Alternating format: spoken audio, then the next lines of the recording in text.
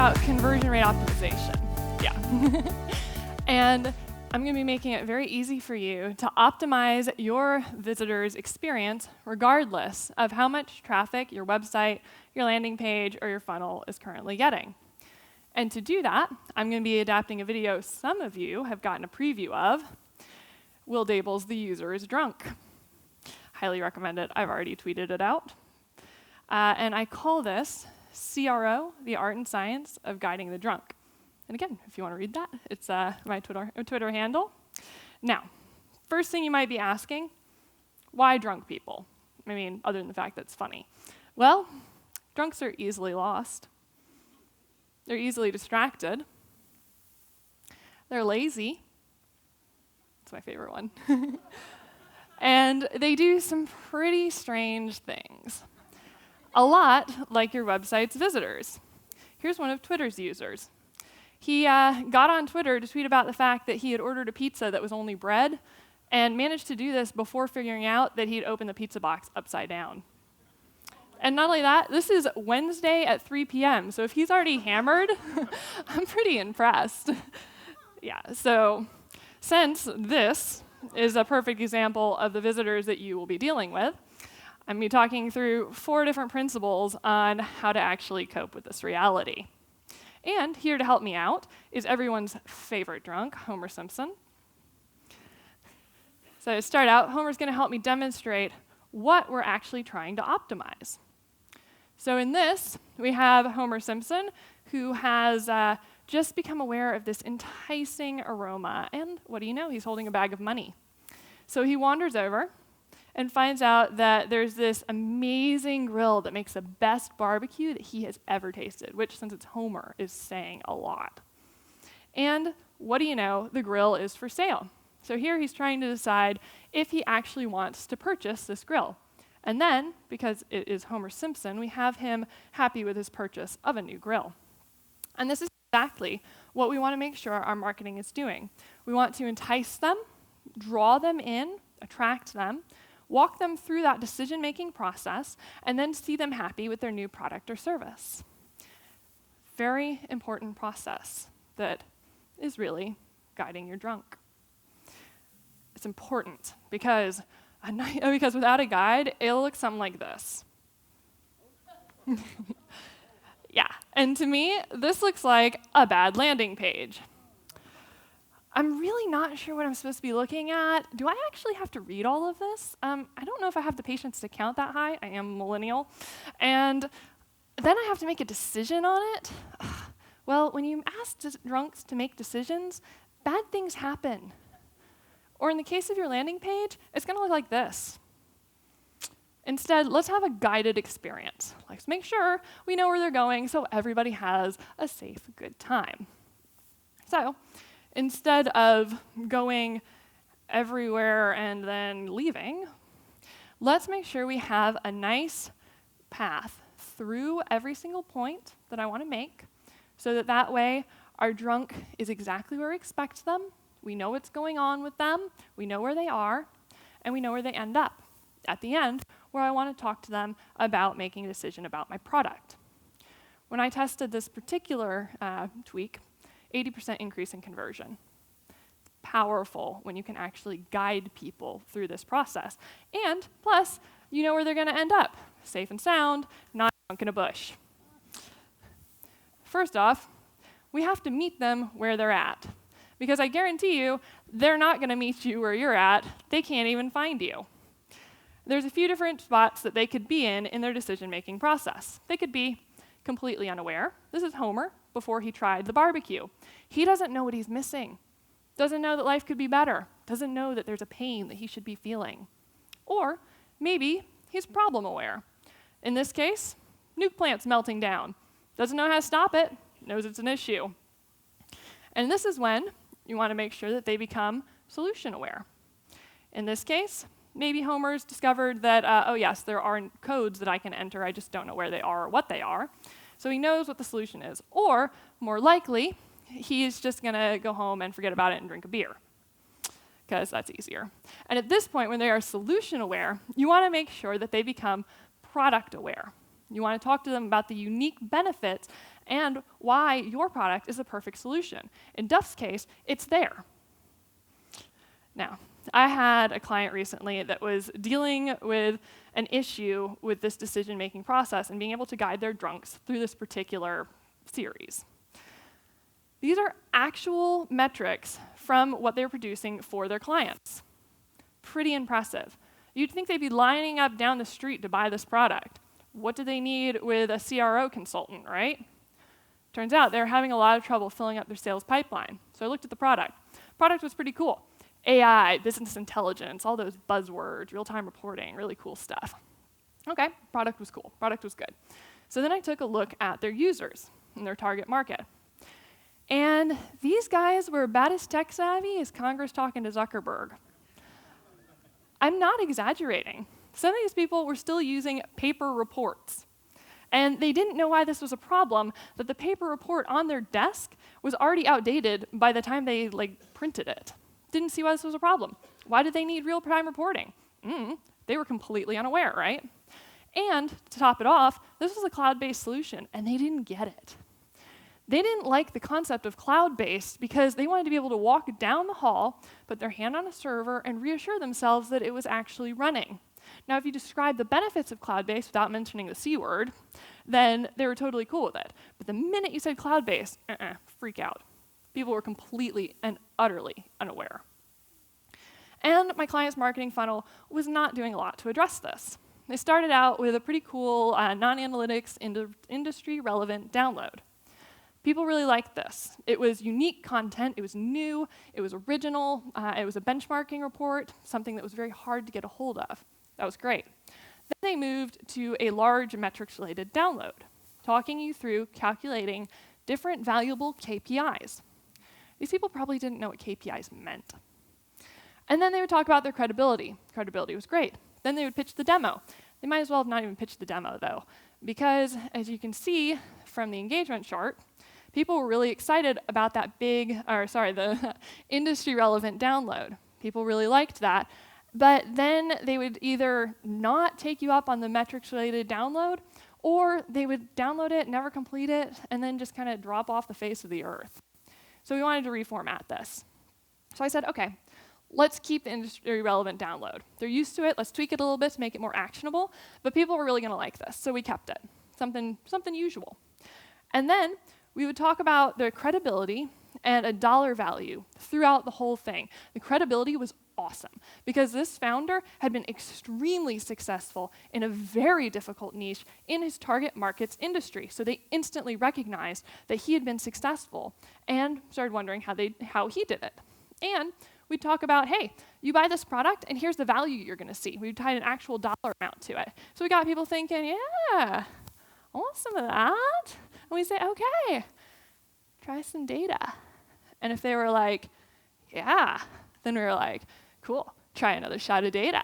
And by the way, if you like that, we have a really cool product that you'll never have to think about calculating these manually again. It'll do it all for you. Not only that, it's got some other cool features that a modern, tech-savvy business like yours would like.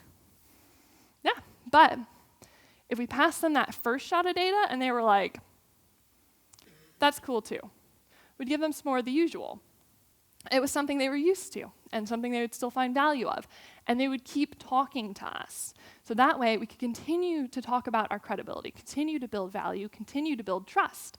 And then we'd say, okay, hey, yeah, it's cool, you can have that, but this data is really good. And if they were like, yeah, then we'd be like, cool, we got this product. And if not, if they were like, no, that's cool too. We'd pass them some more of the usual, and we would keep the conversation going because this was their journey through their product decision or their decision-making journey. And that way, we had to meet them where they were at. We couldn't force them to get on our level.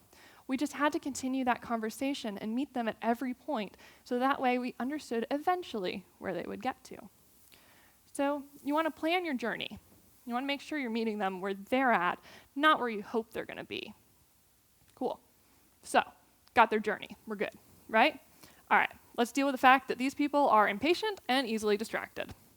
Have you ever seen this? Bartender, bartender, can I get a drink? Can I get a drink? And then you get there and boom, oh, this is my song. I gotta go dance. They're gone. They're not around anymore.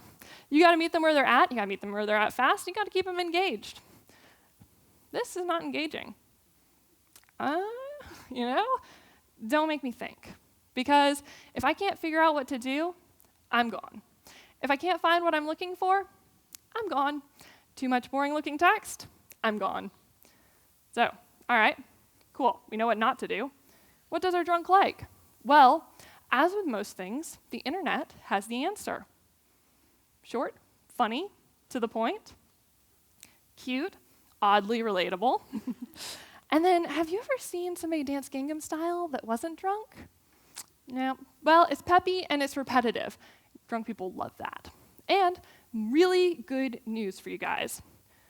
People really like to shop drunk. And now you're like, okay, hey, yeah, all right, my product is not kittens flying through space on a curtain, nor is it a Nicolas Cage face shirt. Let's say mine's a little boring. It's insurance. It's got all this legally mandated taxes. It's not fun. Meet Lemonade. Lemonade is insurance for renters and homeowners. And these guys are awesome. Look at this page. To the point. I know immediately what it is. Ooh, that's a fun color. It's also hiding all that scary legally mandated text. And then it's a lot of personality. And because that form and text are gone, I actually get to know these people and read through and talk to them and understand who they are before they start asking me for my personal details. So if we go back to the previous example, I would suggest that they take this form and wait until I actually know you to start asking things about that. Whenever I run the test where I actually hide the form, we see about a 10% increase in conversion or more. So, next problem with this page. You want to be clear before you're clever. Your family's future is uncertain, paired with a beach scene. Makes me think a shark attack is imminent. So let's look at Lemonade again. Insurance for the price of a latte. Protect the stuff you love in 30 seconds or less. Really clear, very easy to understand. All right, let's try this with life insurance. Life insurance protects their future. Now they can try being clever. Or maybe not.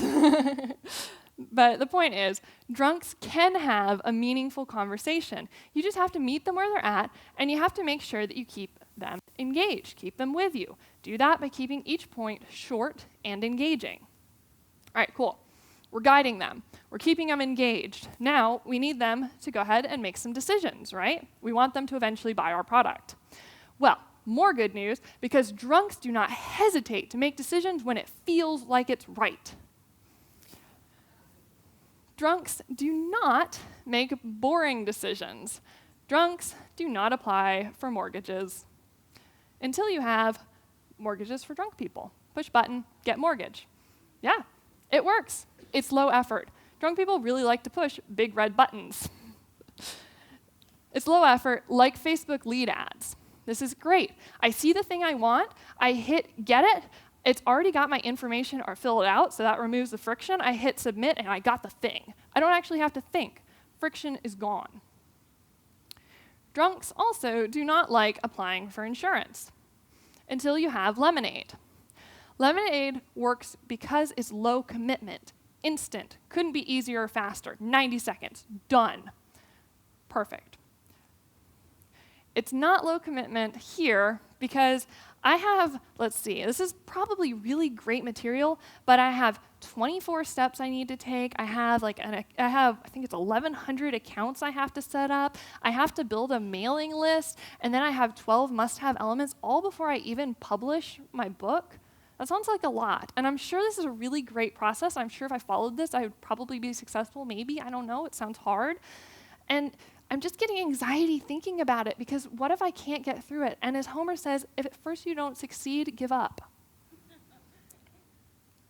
This is low commitment. All right, all I have to do is pick the webinar topic that's going to attract my perfect audience. Not only that, she's got a cheat sheet that's going to walk me through it. that seems low effort. I can do that, right? And she's going to help me. And when I first take that first step on my journey to having my perfect audience, I'm like, yeah, I can do this. I can get money. And you know what? That's perfect because she sells a course called Webinars That Convert. So now that I have my topic for my perfect audience, she's going to teach me how to actually create that webinar. And because I already trust her, because she's already given me that first taste of success, I am that much more likely to buy because I believe that she can do that again. I trust her to continue giving me success and continue leading me down this path. Now, drunks do not make decisions about stocks. Sorry, Ted, you look really boring. Drunk people do like swell investing. Swell investing works because it's easy. All I have to do is pick what percentage of my portfolio I want to go to healthy living, clean water, and renewable energy, and then I'm making money and I'm feeling good about it, and I'm probably missing the fact that it's relatively expensive compared to other portfolio management options. Because if you make it so easy a drunk can do it, they probably will. Great example of this. I had a company that wanted to increase phone calls because they got a better conversion rate or sales rate on phone calls versus form submits. They had a lot of trouble with this, and they had tried actually like decreasing the prominence of the form field and increasing phones, and it hadn't worked out. The numbers just hadn't worked. So they said, okay, can you give it a shot? And I said, okay. I added a large orange button right next to the visitor's thumbs, 150% increase in calls, no decrease in form fills. You want to make it really, really easy, though, because the minute you throw up a barrier, you're going to have issues.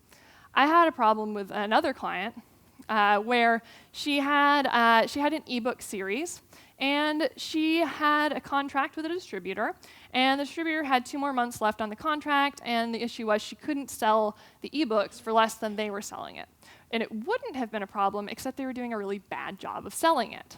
So she wanted to try giving away the first book in the series for free in hopes that they would buy the next one. Okay, not a problem. We would just put it up for download on a page on our website, wouldn't list it in the navigation, they would never find out, it would be fine, and we'd send Facebook traffic to it. So the only issue is that Facebook's in-app browser does not play nice with .mobi files, which is what you need to download to get a book on your Kindle or Kindle app. No problem. I am an expert in online behavior. I can do this. 2 quick step download. First, open in Chrome, Safari, or Firefox because it will not work in Facebook's in-app browser, and then click the button to download. 2 steps. I even drew them a chart or a graphic with arrows pointing exactly where they needed to click on the screen that they were looking at. And then it would open this, and they could click open in Kindle, and bam, done.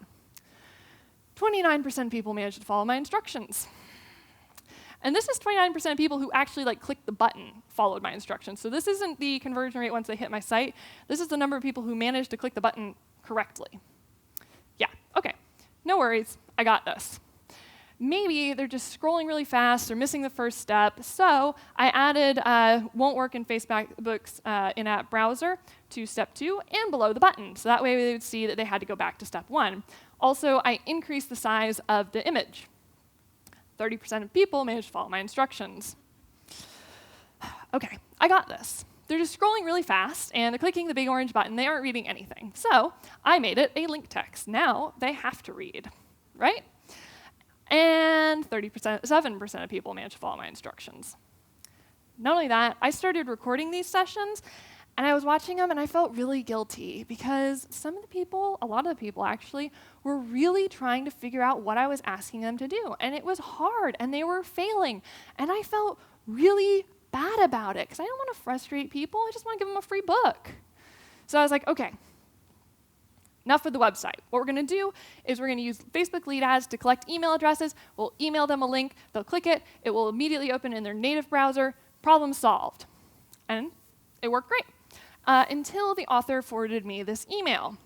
Jenny said the Kindle download will not work. The Kindle download did work. I had tested it on all the devices we were targeting. I had had other people test it on their devices. Kindle download definitely worked. But that didn't matter. Because if Jenny had actually taken the time to email us and tell us that she was having trouble with the download, imagine how many people had trouble who just hadn't contacted me. Yeah. So I was like, okay, let's get a third-party integration that knows how to deal with Facebook's in-app browser and actually process .mobi files. We'll just use that. It'll be okay. And it was fine. But at this point, I'm like, and I'm imagining her target audience like this. Yeah. But again, that's not fair, because if your visitor can't figure it out, it is not their problem, it's yours. Because they're frustrated for 30 seconds. But you're failing to sell your product. It's an issue. And user experience is always your problem, it's never your visitor's problem. So make sure to keep it easy and appealing, because otherwise you're going to run into some serious issues. Okay. So we're guiding them, keeping it short and engaging, making it easy. But would you buy this? No? Just because you tell a drunk your product is great doesn't mean they're going to believe you, because they're drunk, not stupid. If your sleazy ex-boyfriend comes up to you in a bar and says you should try again for the third time because this time is going to be different, you're going to say, no, because I'm drunk, not stupid. Just because they're drunk doesn't mean their IQ is actually lower. It just means, they're a little more impatient and a little less likely to focus on what you're asking them to do. So if you don't want your drunk looking at you like their sleazy ex-boyfriend, stay away from this kind of cringy sales copy. And instead, actually ask them and ask questions and get to know them. You want to start with exploratory interviews that have open-ended questions like, what? So for instance, what has this process been like? What made you want to find a solution? And how? How did that work for you? How was this experience for you? Not yes and no or why questions. Those close people off or demand single-word answers. I had a company that ran a survey. It said, why didn't you buy from us? And then the visitors got to choose which box they wanted to be shoehorned into. And you know what the company got back when they finished the survey? Exactly what they expected, because they were asking about issues that they already knew were a problem. And if they knew they were a problem and they could have fixed them, they already would have done so. So it wasn't very helpful. So they asked me to basically redo it. So I went in, started with exploratory interviews. And I contacted people and I talked to them for about 15 minutes on the phone. I think I did this with 20 different people. Said, what frustrations have you experienced overall? So I asked them about not just their experience with this product, but overall overarching question, what has their experience been like?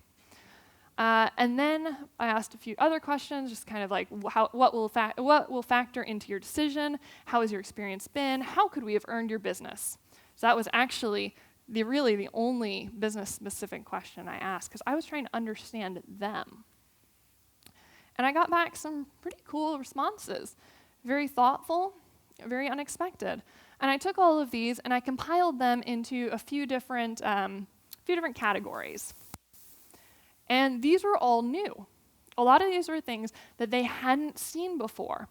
And some of them were going to take a little while to address, like creating an onboarding series, since this was dealing with a call center, not just a SaaS solution. And some of them, though, were things that they were already set up to fix. They just didn't know were problems. Product comparison and a lot of confusion researching. This was literally what the service was offering, and people were having trouble with this, and they still weren't buying. So instead, I just took this, and with their own words, which I know you heard Leanna say, I took their own words, and I rewrote the headline of what we were offering. Compare X, Y, and Z with us to understand the best option for you. Use specific and relevant language, because really, your visitor is not actually drunk. Probably. What they are is really freaking busy. And with everything going on in their lives, they do not have time to sit there and try to figure out your product or service or try to navigate your website, figure out what's going on. They just want to know that you understand their problem and that you can solve it. And that's all they want to know, and they want to know it immediately. So, next steps, booze and design review? Absolutely not. I would never suggest anything like that. I'm Becky Davis. I do conversion rate optimization and user experience. You can find me at spilledtea.consulting or on Twitter at barelyremarkable. Drop the E, or I'm currently running a poll as to whether or not Ben should get his ears pierced on the strip, and I hope you all vote. Thank you. A lot of the customers you were talking about seemed a little bit more consumer-based, or like drunk consumers. How drunk do you think like small and medium businesses get and larger businesses? So the one where I was actually talking about they didn't understand cloud-based and the marketing funnel with the wine and the shots, those were actually lawyers running very large companies, and they're probably the drunkest consumers I have ever interacted with. Yeah, so the answer is very. Especially because if you want to think about it, the more they have going on and the more they're having to multitask and go through like everything that they're having to do, how many hats they're having to wear, all of the competing priorities, the less attention they have to devote to your website and to what you're talking about. So being extremely clear, being engaging just gets more and more important. I have a question. Should I do both ears or just one? I believe Chris proposed both ears. Okay, all right, good to know. Both, yeah, all right. All right, good, both. Other questions?